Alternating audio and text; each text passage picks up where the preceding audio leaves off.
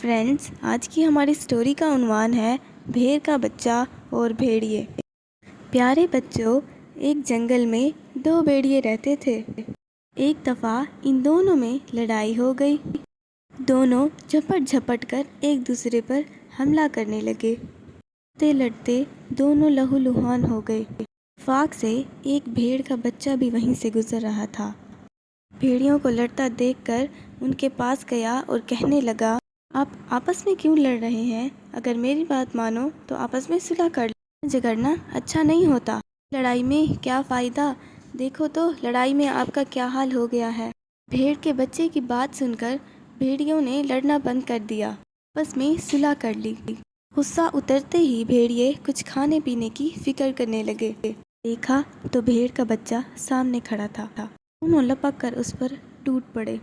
دیکھتے ہی دیکھتے بیچارے کو چٹ کر گئے۔ ساتھ نیکی کرنے کا یہی نتیجہ ہوتا ہے بچوں۔ فرینڈز، اگر آپ کو ویڈیو اچھی لگی ہو تو لائک کر دیں۔